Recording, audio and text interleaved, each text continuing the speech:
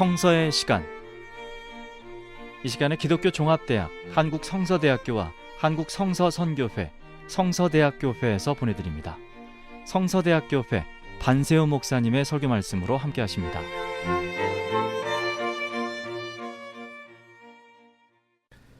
오늘 우리가 함께 나눌 하나님의 말씀은 요한복음 12장 12절로 50절까지입니다.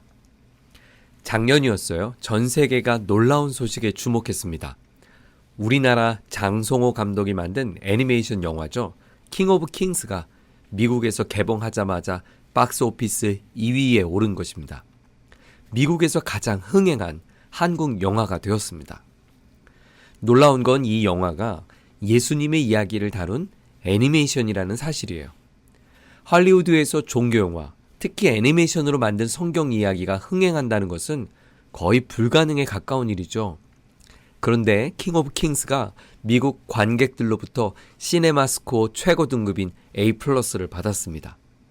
1978년 조사 이후 지금까지 단 128편의 영화만이 받은 등급이라고 해요. 한국 영화로는 최초죠.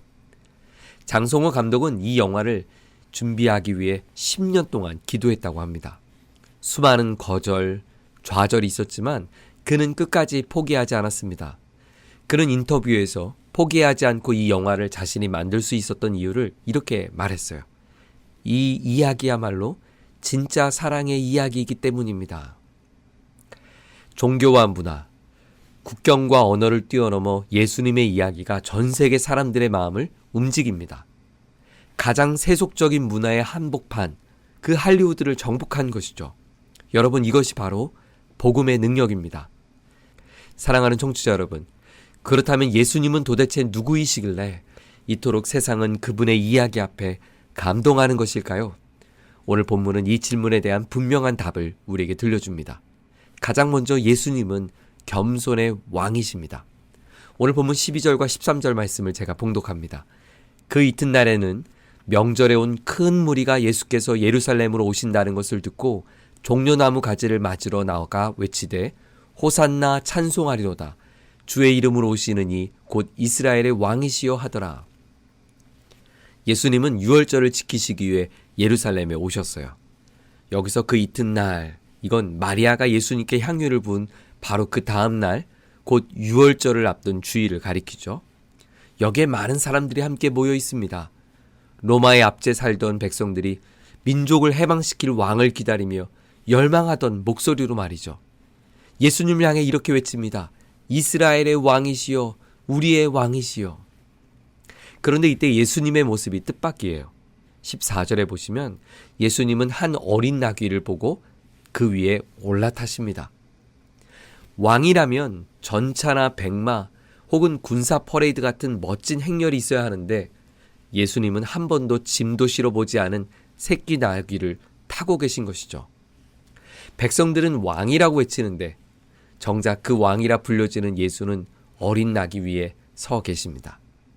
그럼에도 사람들은 열광합니다. 목소리 터져라 호산나를 외쳐요. 마태복음 21장 10절에 보면 이때 온 예루살렘 성이 소동했다 이렇게 전합니다. 여러분, 세상은 왜 예수님 앞에 이토록 열광할까요? 18절의 본문은 이렇게 답합니다. 이에 무리가 예수를 맞음은 이 표적 행하심을 들었음이러라. 바로 얼마 전 예수님이 죽은 지 나흘이나 된 나사로를 무덤에서 살려내셨다고 하는 소문이 자자했던 것이에요. 그들의 열광은 예수님이 진리이며 또 참 생명이기 때문이 아니었어요. 그저 예수님의 능력이 필요했던 것이에요. 나의 욕망을 채워줄 요술방망이가 되어달라는 거죠. 하지만 예루살렘에 입성하신 예수님은 그들의 기대와 달랐습니다. 예수님은 그들의 욕망을 채워주기 위해 예루살렘에 오신 것이 아닙니다. 예수님이 어린 나귀를 타신 건 단순한 제스처가 아니었어요. 스가랴 9장 9절의 말씀을 예수님은 직접 성취한 것입니다. 시온에 따라 크게 기뻐할지어다. 예루살렘에 따라 즐거이 부를지어다. 보라, 내 왕이 내게 임하시나니 그는 공의로우시며 구원을 베푸시며 겸손하여서 나귀를 타시나니 나귀의 작은 것 곧 나귀 새끼니라. 네, 예수님은 의도적으로 그리고 계획적으로 이 예언을 성취하시고자 나귀를 타고 오신 겁니다. 이 땅의 평화의 왕, 겸손의 왕으로 자신이 오심을 보여주고 알려준 것이죠. 예수님이 우리의 왕으로 오심은 세상의 정치와 무력을 행사하기 위함이 아닙니다. 사랑과 섬김, 낮아짐과 희생, 그 일을 위해 예수님은 오셨다고 빌립보서 2장 6절 이하는 말합니다. 그는 근본 하나님의 본체시나 하나님과 동등됨을 취할 것으로 여기지 아니하시고 오히려 자기를 비워 종의 형체를 가지사 사람들과 같이 되셨고 사람의 모양으로 나타나사 자기를 낮추시고 죽기까지 복종하셨으니 곧 십자가에 죽으심이라. 예수님은 하나님이시지만 자기를 낮추어 이 땅에 인간의 몸을 입고 오셨습니다. 창조주이시면서 피조물의 모습을 취하셨어요. 킹 오브 킹스 영화가 할리우드를 감동시킨 이유가 바로 여기 있습니다. 예수님은 세상의 힘과 권력으로 정복한 왕이 아니라 진정한 사랑으로 정복하시는 왕의 이야기이기 때문입니다. 야고보서 4장 6절은 말합니다. 하나님은 교만한 자를 물리치시고 겸손한 자에게 은혜를 주신다. 네, 하나님은 오늘도 겸손의 왕이신 예수님을 따르는 이들을 찾고 계십니다. 여러분, 이번 한 주간 내가 겸손함으로 섬길 수 있는 작은 섬김은 무엇일까요? 두 번째로 예수님은 우리에게 생명의 왕으로 오셨습니다. 오늘 본문 20절입니다. 명절에 예배하러 올라온 사람 중에 헬라인 몇이 있었는데 그들이 갈릴리 베세다 사람 빌립에게 가서 청하여 이르되 선생이여 우리가 예수를 배우고자 하나이다 하니. 예루살렘에 온 사람들 중에는 헬라 사람 곧 이방인들이 있었어요. 당시 유대인들은 종교적으로 이방인들을 예수님 앞에 함부로 나설 수 없는 존재로 여겼죠. 그래서 그들은 헬라식 이름을 가진 제자 빌립에게 부탁합니다. 예수님은 이방인들이 찾아온 것을 보시고 이렇게 중요한 대답을 하세요. 23절에 때가 왔도다. 여기서 때란 어떤 때일까요? 네, 바로 예수님이 십자가에서 짊어지실 영광의 때입니다. 여러분, 이상하지 않습니까? 십자가는 죽음의 틀, 사형틀이죠. 인생의 가장 수치스럽고 비참한 죽음의 자리예요. 그런데 예수님은 이 때가 어찌 자신의 영광스러운 때라고 말씀한 걸까요? 24절은 이렇게 우리에게 설명합니다. 내가 진실로 진실로 너에게 이르노니 한 알의 밀이 땅에 떨어져 죽지 아니하면 한 알 그대로 있고 죽으면 많은 열매를 맺느니라. 한 알의 밀이 땅에 떨어져 죽는 것은 끝이 아니라 새로운 시작이라고 말씀합니다. 씨앗이 깨어지고 죽을 때 생명이 시작되는 거죠. 예수님은 자신이 십자가에서 죽으심으로 인류를 구원할 생명을 낳는 하나님의 영광을 말씀하신 것입니다. 이어지는 25절 상반절도 말합니다. 자기 생명을 사랑하는 자는 잃어버릴 것이요. 잃는다는 것은 파괴된다는 거죠. 반면 25절 하반절을 보세요. 이 세상에서 자기 생명을 미워하는 자는 영생하도록 보존하리라. 예수님은 우선순위에 대해 말씀하셨어요. 내 생명을 하찮게 여기라, 이 뜻이 아니라 더 사랑해야 할 것이 있다는 거죠.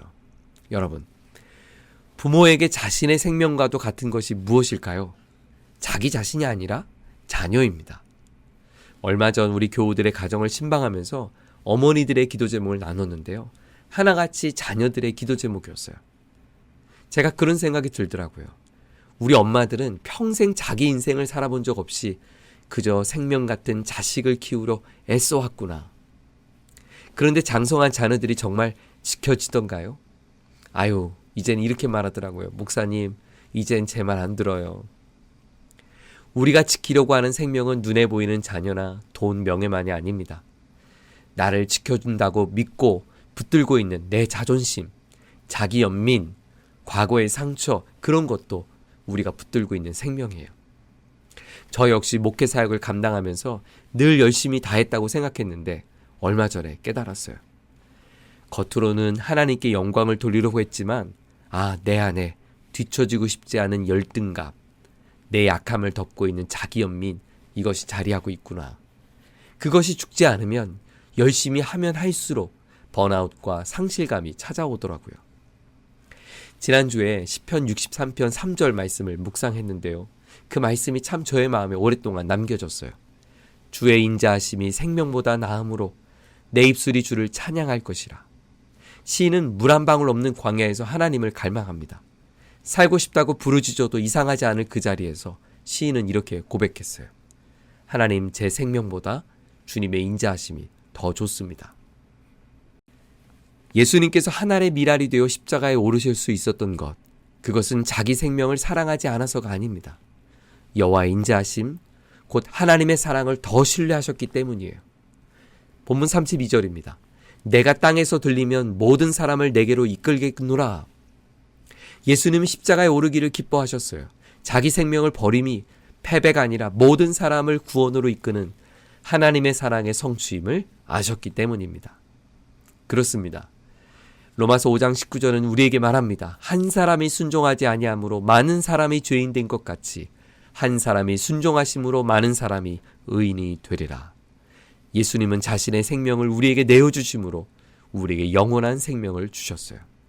예수님은 누구이십니까? 예수님은 생명의 왕이십니다.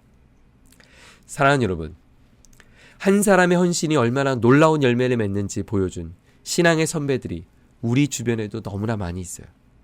그들은 세상의 존경과 부를 누릴 수 있지만 자기 생명을 지키기보다 주님을 위하여 그 생명을 내어드린 소중한 이들입니다.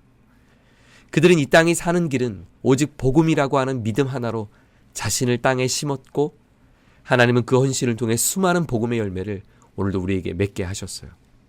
여러분, 이것이 오늘 우리에게 주어진 부르심의 메시지입니다. 우리가 미랄이 되는 사명 말입니다.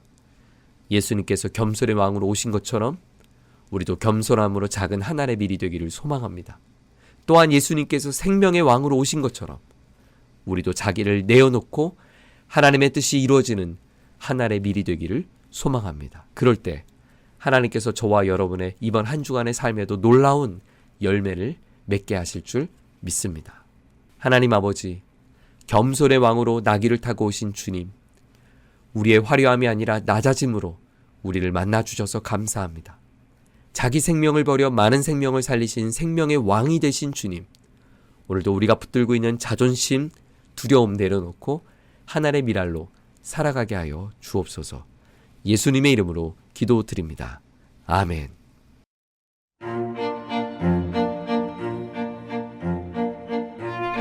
성서의 시간, 지금까지 성서대학교회 반세우 목사님의 설교 말씀으로 함께 하셨습니다.